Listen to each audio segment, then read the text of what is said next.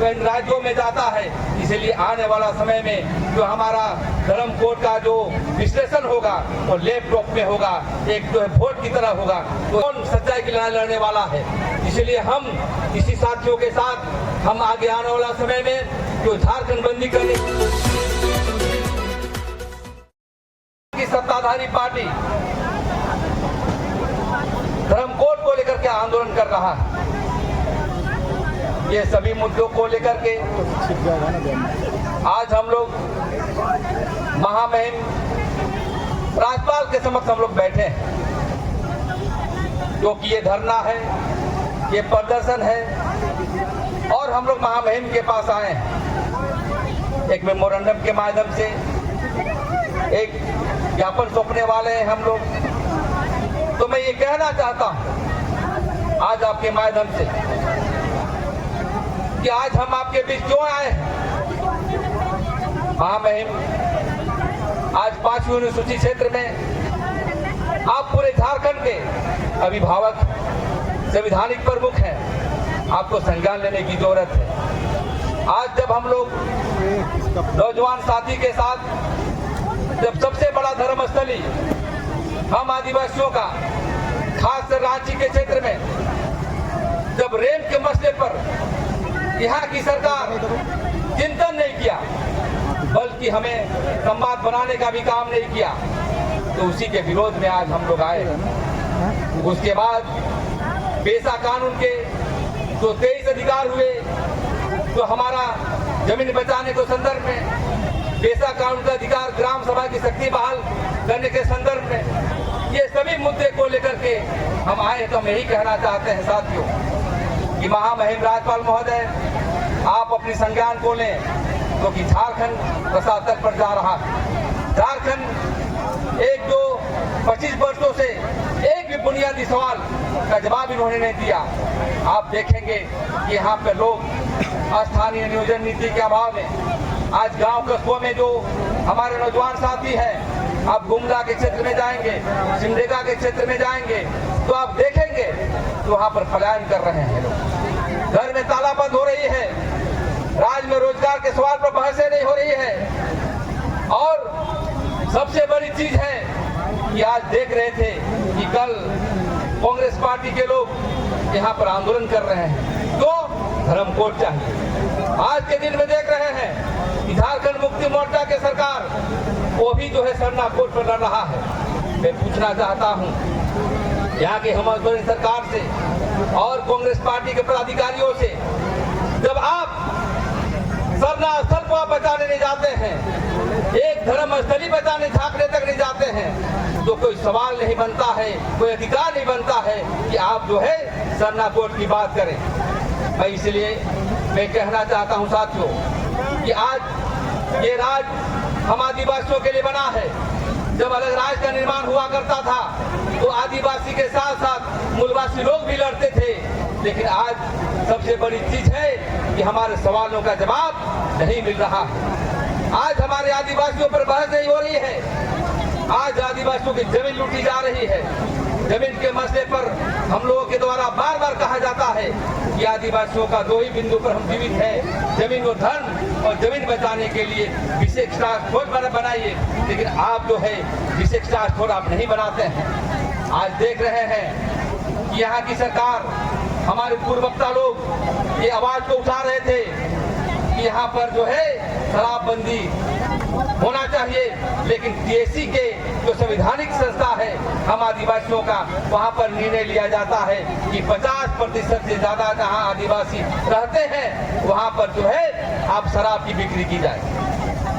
बताइए, आप दूध की फैक्ट्री क्यों नहीं खोलते हैं? आप जो है विकास के पैमाने पर आदिवासियों को रोजगार क्यों नहीं देते हैं? आप जो है समता जजमेंट के तहत खनन का अधिकार क्यों नहीं देते हैं? ये बहुत बड़ी बात है। इसलिए मैं कहना चाहता हूं साथियों, ज्यादा बात करने की आवश्यकता नहीं है। आप संगठित होइए। जब आंदोलन करते हैं हम, तो बहुत सारे लोग देखते हैं कि आज मुक्ति मोर्चा की सरकार का आंदोलन हो रहा था तो लाल पाड़ साड़ी पहन के उससे समर्थन में आ रहे हैं। कल कांग्रेस पार्टी का आंदोलन हो रहा था तो लाल पाड़ साड़ी पहन करके जो हमारा आदिवासी लोग शामिल होते हैं। ये सवाल हमारे लिए नहीं है, ये सवाल आदिवासियों के लिए है कि 25 वर्षों में आपने क्या किया। आज जब धर्म के पैमाने पर बात होती है तो आपने धार्मिक न्यास बोर्ड की ये गठन आपने क्यों नहीं किया।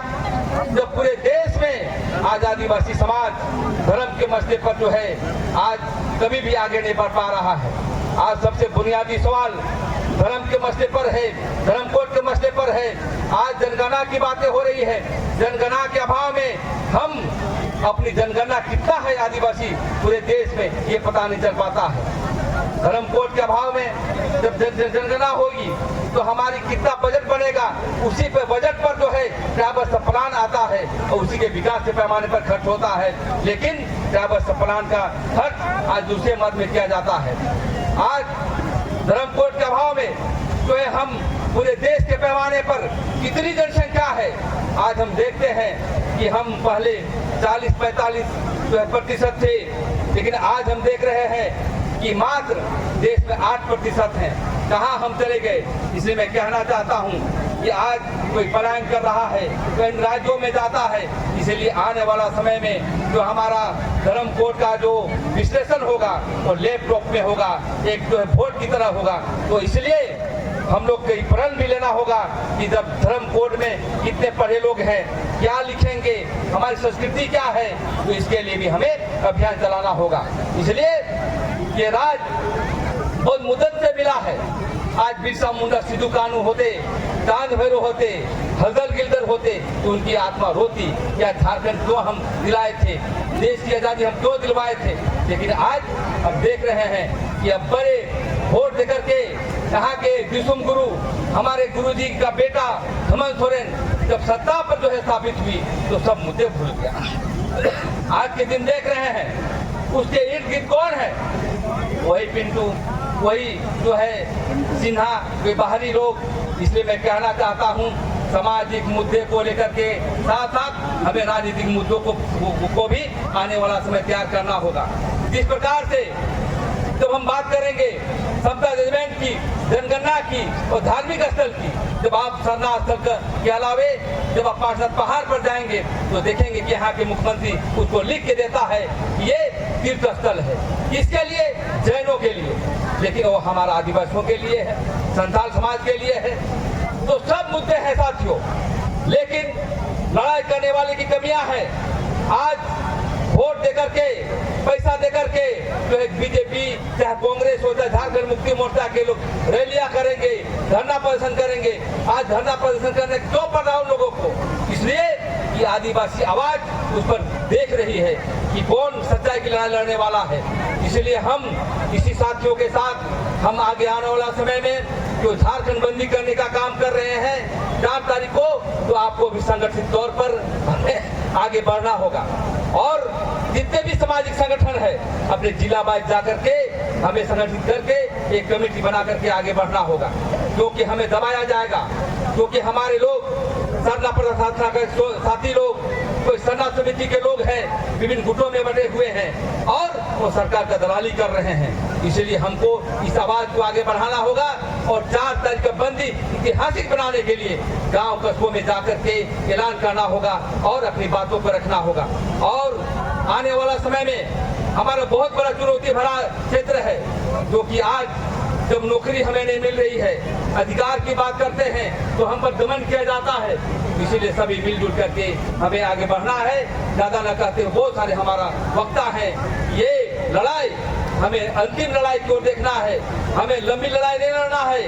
जब तक हमें 2 साल के अंदर में एक खाका तैयार करके सभी मुद्दे पर हमें जब तक सरकार सवाल जवाब नहीं देती है, सही तरीके से आगे नहीं बढ़ती है, तो आंदोलन करेंगे। और हम कहना चाहते हैं यहाँ की विजिलेंस, यहाँ की गुप्तचर जो हमारी बात को सुन रहे हैं कि सरकार को हम विरोध करेंगे और आदिवासी सवालों का जवाब यदि नहीं भी देती है, कोई भी पार्टी, कोई भी सरकार का हम विरोध करते रहेंगे। ज्यादा न कहते हुए मैं अपनी वाणी को विराम देता हूँ। आइए मिलजुल करके झारखंड को निर्माण के लिए लड़ना है। गुरुजी लड़े थे झारखंड निर्माण के लिए, लेकिन निर्माण नहीं हो पा रहा है। झारखंड निर्माण के लड़ना है। आइए मिलजुल करके आगे बढ़ाएं और 4 तारीख को बंदी को ऐतिहासिक बनाए। इसी तरह शब्दों के साथ मैं अपना वाणी को विराम देता हूँ। आदिवासी एकता जिंदाबाद, झारखंड के शहीदों अमर रहे। जोहार, जय झारखंड, जोहार।